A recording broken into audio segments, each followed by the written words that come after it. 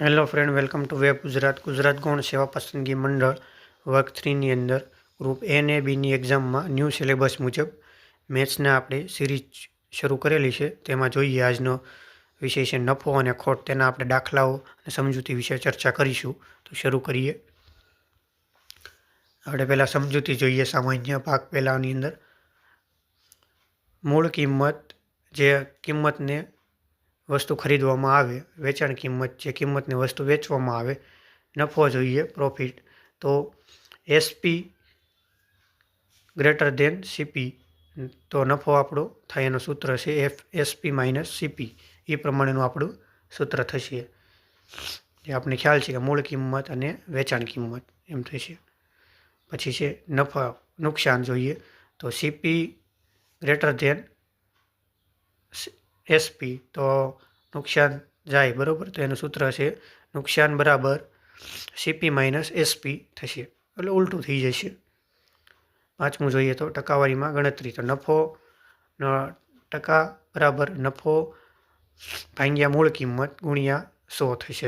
અને નફાનું સૂત્ર, જો નુકસાનનું સૂત્ર આપણે જોઈએ તો નુકસાનના છેદમાં મૂળ કિંમત ગુણ્યા 100 થશે. ખાસ યાદ રાખવાનું છે, નફો કે નુકસાન હંમેશા મૂળ કિંમત સીપી પર જ ગણવામાં આવે છે. પરીક્ષાલક્ષી ટિપ્સ જોઈએ. જ્યારે વસ્તુની સંખ્યા પહેલી હોય ત્યારે કિંમત ભાગ્યા વસ્તુના ગુણોત્તરની સરખામણી કરો. નફા કે નુકસાનમાં ટકા શોધવા માટે હંમેશા નીચે મૂળ કિંમત સીપી જ રાખવી. વેચાણ કિંમત જોઈએ. સીપી શોધવા માટે જો નફો હોય તો 100 પ્લસ નફો ભાગ્યા 100 વડે ગુણવા, અને નુકસાન હોય તો 100 માઇનસ નુકસાન ભાગ્યા 100 વડે ગુણવામાં આવે છે. પ્રશ્ન જોઈએ આપણે એના. પ્રશ્ન પહેલો, એક પેન ₹40 ખરીદી તો ₹50 વેચતા કેટલા ટકા નફો થાય? તો 25% નફો થશે. પ્રશ્ન બીજો, ₹800ની વસ્તુ ₹600 વેચવામાં આવે તો કેટલા ટકા નુકસાન જાય? તો 25% નુકસાન જશે. આ સૂત્રના આધારે આપણે દાખલા ગણવાના થશે.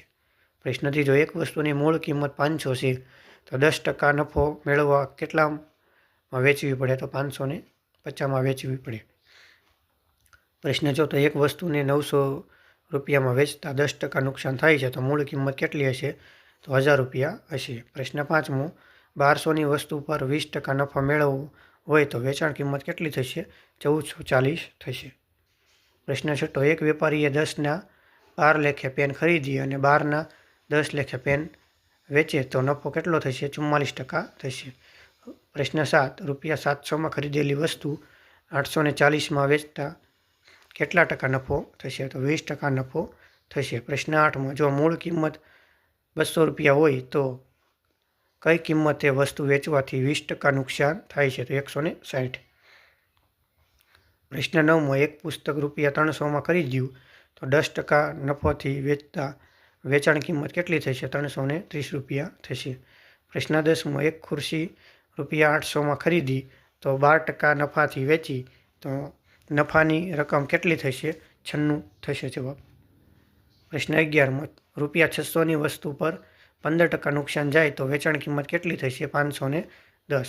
પ્રશ્ન 12, જો 15 વસ્તુની મૂળ કિંમત 10 વસ્તુની વેચાણ કિંમત બરાબર હોય તો નફાની ટકાવારી કેટલી થશે? 50% થશે. પ્રશ્ન 13, એક વસ્તુ ₹450માં વેચતા 10% નુકસાન થાય છે તો 20% નફો મેળવવા કેટલામાં વેચવી પડે? તો ₹600માં વેચવી પડે. પ્રશ્ન 14, ₹500માં ખરીદેલી વસ્તુ 10% નુકસાનથી વેચતા વેચાણ કિંમત કેટલી થશે? તો ₹450 થશે. પ્રશ્ન 15, ₹1000ની વસ્તુ 20% નફાથી વેચતા કેટલો નફો મળે? તો ₹200 નફો મળશે. પ્રશ્ન 16, સીપી બરાબર 400 અને એસપી બરાબર 500 હોય તો નફાની ટકાવારી કેટલી થશે? 25% થશે. પ્રશ્ન 17, એક વેપારીએ વસ્તુ 700માં વેચતા 30% નુકસાન થયું તો મૂળ કિંમત કેટલી હશે? તો ₹1000 હશે. પ્રશ્ન 18, એક વસ્તુ 1200માં ખરીદી અને ₹1500માં વેચી તો નફાની ટકાવારી કેટલી થશે? 25% થશે. પ્રશ્ન 19, રૂપિયાની વસ્તુ 5% નુકસાન થાય તો વેચાણ કિંમત કેટલી થશે? તો 190 રૂપિયા થશે વેચાણ કિંમત. પ્રશ્ન 20માં જો 20 વસ્તુની મૂળ કિંમત 25 વસ્તુની વેચાણ કિંમત જેટલી હોય તો નુકસાન કેટલા ટકા થશે? તો 20% નુકસાન થશે. પ્રશ્ન 21માં એક કબાટ રૂપિયા 5,000માં ખરીદ્યું છે તો 10% નફાની વેચતા વેચાણ કિંમત કેટલી થશે? તો 5,500 થશે રૂપિયા. પ્રશ્ન 22ની અંદર 5% નફાથી કોઈ વસ્તુ રૂપિયા 210માં વેચેલી હોય તો મૂળ કિંમત કેટલી થશે? તો 200 રૂપિયા થશે આપણું. પ્રશ્ન 23ની અંદર 800ની વસ્તુ 960માં વેચતા કેટલા ટકા નફો જાય છે? તો 20% નફો જાય છે. પ્રશ્ન 24માં એક વસ્તુ 20% નફાથી રૂપિયા 1200માં વેચેલી તો વસ્તુની મૂળ કિંમત કેટલી? 1000 રૂપિયા થશે. પ્રશ્ન 25ની અંદર એક વેપારીએ 10% નુકસાનથી વસ્તુ વેચી તો વસ્તુની મૂળ કિંમત 1000 રૂપિયા હોય તો વેચાણ કિંમત કેટલી થશે? 900 રૂપિયા થશે. જો તમને આ વિડીયો ગમ્યો હોય તો લાઈક, શેર અને સબસ્ક્રાઈબ કરજો. જય હિન્દ, જય ભારત.